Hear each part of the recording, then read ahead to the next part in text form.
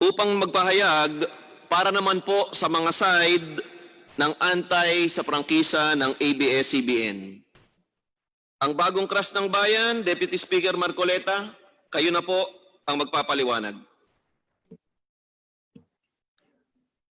Maraming salamat po, Chairman. Deputy Speaker, dito po kayo sa podium po. Kung pong inyong mamarapatin.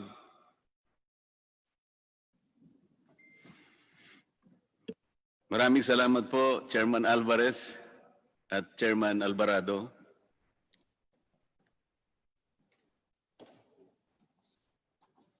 A legislative franchise is a special privilege granted by the state to those who deserve it.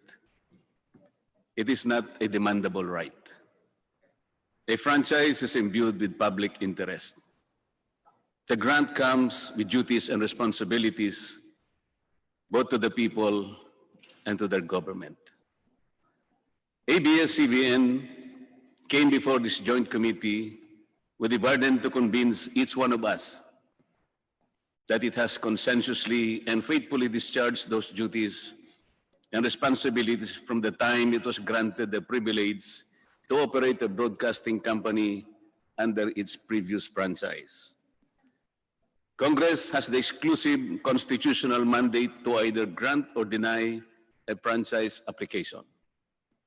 This authority is borne out by the fact that not all who applied was afforded such privilege, which is why ABS-CBN must convince this chamber and the people that it serves that it is indeed deserving of a franchise. First, let's hear from Mr. Gabby Lopez III himself.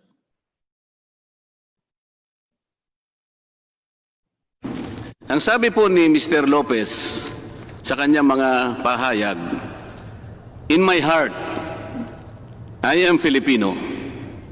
Tama po ba yun, Mr. Lopez?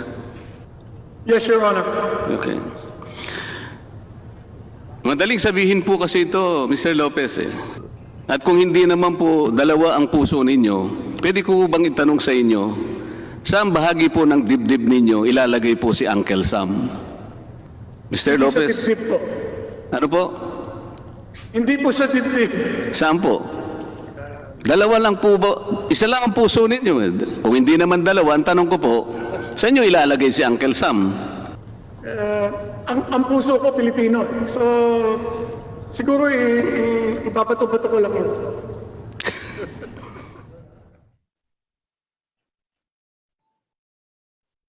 Ipinanganak sa Amerika, nag-aral sa Amerika, nagnegosyo sa Amerika, bumoto sa Amerika, ginamit ang American passport sa maraming yugto ng kanyang buhay at paglalakbay. But now that his American citizenship has become a burden and even conflicts with our Constitution in regard to ownership and management of his Philippine business, how and to what extent does he treat his American citizenship? Can we see again that particular footage? Siguro ipapato-pato ko lang yun. Siguro ipapato-pato ko lang yun. Ang sabi po niya ibabato-bato ko na lang. That, ladies and gentlemen, is how best describe and reveal the posturing of ABS-CBN. It's not about service. It's about convenience, the advantage, and all the benefits that come with it. It's not about the Filipino people. It is all about itself, nothing more and nothing less. Gabby Lopez is an American citizen. Wala pong pagdududa na si Ginoong Gabby Lopez ay isang American citizen. Inamin naman po niya ito sa ating mga pagdinig at wala rin pong duda. Walang Pilipinong birth certificate si Ginoong Lopez. Inamin po niya na hindi iniregister ng kanyang mga magulang ang kanyang pagkapanganak sa Amerika sa pinakamalapit na konsulado o embahada ng ating bansa. Maging siya po, nang sumapit siya sa hustong gulang, ay hindi po niya sinikap na kumuha ng Philippine birth certificate. Madali pong gawin to. Bukod pa po sa tungkuling dapat itong iulat ayon sa ating mga batas. Ang lagi pong iminamatwid ng ABS-CBN at ang kanyang mga kapanalig ay si Ginoong Lopez ay tunay na Pilipino dahil ang kanyang mga magulang ay mga Pilipino ayon daw po sa principle ng jus sanguinis. Kailangan po nating liwanagin ito. Ang principle ng jus sanguinis ay isang disputable legal presumption. Wala pong naipakitang ebidensya na Pilipino pa rin ang mga magulang ni Ginoong Lopez nung siya ay pinanganak noong 1952 sa Amerika. Kailangan po kasi napatunayan muna ni Ginoong Lopez na Pilipino pa rin ang kanyang mga magulang nung siya ay isilang para magkaroon ng visa, ang jus sanguinis principle. Hindi po automatic ang application nito. Narito po ang mga records na pinagbasihan para mabigyan ng Filipino recognition si Ginoong Lopez. Ang una po, nakikita po ninyo sa ating screen, mga photocopy ng personal na birth certificates ng kanyang mga magulang. Hindi po authenticated o opisyal na inisyu ito ng anumang ahensya ng ating bansa. Ang pangalawa po, yung affidavit of Filipino citizenship.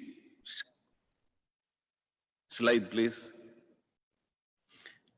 Na ginawa ng ina ni Ginoong Lopez noong Enero 20, 2000.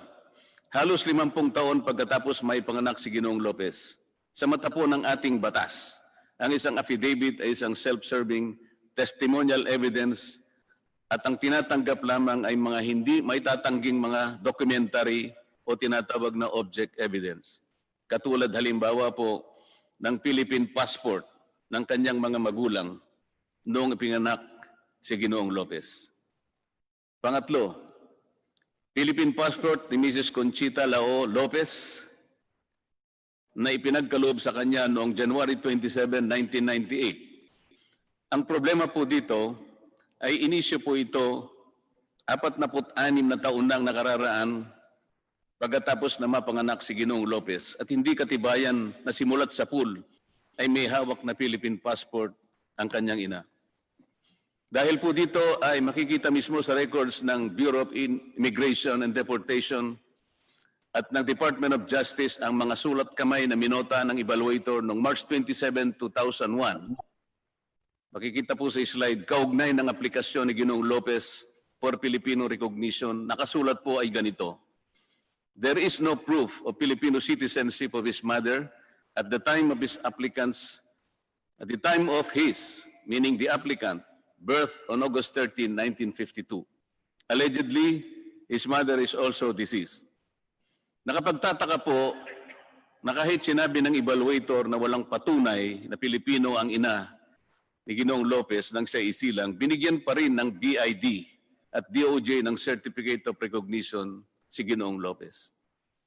Bakit po napakahalaga nitong handwritten note ng BID? Because there is the likelihood that the parents of Mr. Gaby Lopez, particularly his father, had already been naturalized American citizens, or at the very least had categorically renounced their Filipino citizenship at the time of or even prior to the birth of Mr. Lopez in 1952. This also could be explained by why they did not report his birth to the nearest Philippine embassy or consulate in New York at the time. Without such evidence of Filipino citizenship of his parents at the time of his birth, the principle of jus sanguinis could not have benefited Mr. Lopez. At kahit natanggapin po namin na Pilipino rin si Ginoong Lopez, ay malaking problema pa rin ang kanyang pagiging Amerikano na walang puwang sa mahigpit na tagubilin ng ating saligang batas na nakasulat sa Section 11, Paragraph 1, Article 16 of the 1987 Constitution. Nasa slide po yan. Alam ko po na na-memorize na po yan ng ating mga mamamayan na nakatutok sa mga pagdinig na ginaganap natin.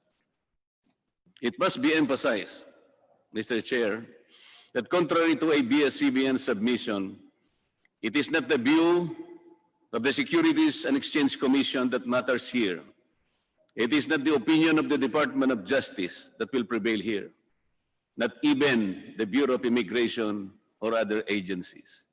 It is the will of Congress that should be accorded due respect, simply because it is Congress that has the sole and ultimate authority to grant or deny application of franchises.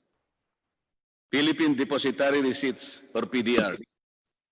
The hearings also proved that ABS-CBN, through a shell company organized by Lopez Incorporated, also violated the constitutional restriction on foreign ownership and participation when it sold 187 million PDRs to foreigners, or 62.6% of the over 298 million PDRs issued by ABS-CBN Holdings Corporation, to which the same number of underlying shares of ABS-CBN were transferred. Due to the excessive rights afforded to the holders of the PDRs, said holders are deemed beneficial owners of the underlying stocks of ABS-CBN, with corporate control enhancing mechanisms that can influence the major corporate actions that management may institute. This is again a clear circumvention of Article 16, Section 11 of the 1987 Constitution. Kahit na ABS-CBN Holdings ang nasa papel ng pagmimay-ari o karapatang bumoto sa shares ng stock representing the PDRs, hindi nito pwedeng ibenta ang mga nasabing shares dahil may contract of pledge with the Philippine Central Depository to hold the same in behalf of the holders as security for certain obligations of ABS-CBN Holdings Corporation. Hindi ba malinaw na pagbibigay ng kontrol ito sa mga dayuhang may hawak ng PDRs? Nandyan po sa slide yan. Lumitaw rin po sa aming pagsusuri ng mga foreign holders ay may option din na baguhin ang kanilang karapatan na sinasaad sa PDRs. Bagay na wala sa control dito ang ating Securities and Exchange Commission. Bukod pa sa kanilang tanging karapatan na isalin o ibenta ito kahit kaninong individual, kahit walang pagsang-ayon ang Securities and Exchange Commission. Ang sabi nga ng isang prinsipyo sa batas, what cannot legally be done directly should not be done indirectly. Sa madaling salita, Mr. Chair, ang hindi dapat gawin sa patago, dapat itong gawin ng may pagsusumamo. Ang minamatid dito ng ABS-CBN ay ginamit naman daw ang PDRs bilang isang legal na instrumento sa maraming bansa. Ngunit ang hindi nila sinasabi ay wala namang restrictions ang mga ibang bansa tungkol sa pagmamay-ari o pamamalakad ng mass media sa kanilang mga bansa, gaya ng tagubilin sa atin. Gaya po sa Amerika, kahit 100% Filipino-owned ang TV o radio company, papayagan po ito. TV Plus and KBO pay-per-view. During the hearings, it was also proved, without doubt, ABS-CBN violated its franchise by airing multiple channels through its TV Plus. It was also proved that it sold digital receivers of black boxes to the viewing public without the approval of the NTC. It was also proved that it offered pay-per-view events in TV Plus without the approval of the NTC. Pati nga po ang laban ni Senator Pacquiao at Mayweather na walang pahintulot mula sa NTC, pinalabas din na may bayad. Lahat po ng ito ay pinatunayan ng chairman o chairperson ng NTC nang tayo ay dumidinig sa mga bahaging ito. NTC itself confirmed that based on its existing regulations, ABS-CBN was not authorized to encrypt or lock non-paying public its TV Plus channels using its free-to-air frequency under its franchise. Nasa slide po yan.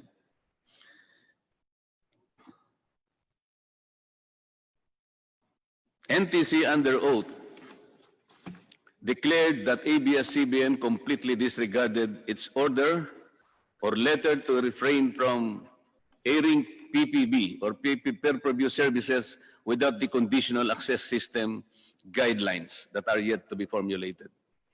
ABS-CBN even utilized the platforms of its subsidiaries, namely Sky Cable Corporation, Amcara Broadcasting Network, and ABS-CBN Convergence in launching these illegal activities, which, by the way, also compromised the respective franchises that are also being considered along with that of ABS-CBNs. Nagkasala ang ABS-CBN dito ng maraming beses. Pinangunahan nito ang NTC habang ito ay abala pa sa paggawa ng reglamentong ipatutupad sa tinatawag na conditional access system para sa pay-per-view. Sinadya nila ito sa kagustuhan nilang makinabang at kumita kahit wala pang itinakdang regulasyon, taliwas sa nakasaad sa termino ng kanilang prangkisa. Kung susumahin nga po ang multa doon lamang sa pagbebenta at paggamit ng sabihin na lang nating 5 milyon na black boxes sa loob ng 5 taon at 4 na buwan, ang kwenta po ay aabot sa 1.97 trillion pesos. Hindi pa po natin sinasama dyan ang violation ng multiple channels. Alleged black timing with Amcara. Ganito rin ang napatunayan na ginawa ng ABS-CBN nang gamitin nila ang Channel 43 para lumipat mula sa analog papunta sa digital system. Mula pa sa demonstration period na ibinigay ng NTC sa ABS-CBN, na hanggang June 30, 2015 lamang, ito ay nagpatuloy sa pag-broadcast ng TV Plus at pay-per-view incidents hanggang ito ay umabot ng 5 taon at 4 na buwan. At 1 taon bago matapos ang prangkisa ng ABS-CBN at Amcara, ay ibinenta ng ABS-CBN ang 49% ng kanyang pagmamayari dito sa Amcara na nagkukun black timing lang ang lahat para mapagtakpan ang paggamit ng TV Plus sa pag-akala nito ng prangkisa ng Amcara ay hindi mapapansin na paso na rin noon pang May 4, 2020. Nabuko pa ang ABS-CBN ng mapatunayan sa pagdinig na hindi black time ang arrangement nila, kundi isang usufruct na ipinagbabawal po sa prangkisa. Ito po ay dahil sa pag-amin na rin ni Ginoong Karandang na halos 24 na taon ay ABS-CBN ang gumagamit ng kanilang frequency gamit ang sariling logo, tauhan at pasilidad sa pag-ere ng kanilang programa. Pati nga ang kanilang transmitter na pinatunayan ng NTC at ni Ginoong Karandang na patuloy na ginagamit kahit sila ay may cease and desist order na tinanggap mula sa NTC noong May 5, 2020. Sa kabila po ng pagsiguro sa akin ni Ginoong Carlo Katigbak na sarado na ito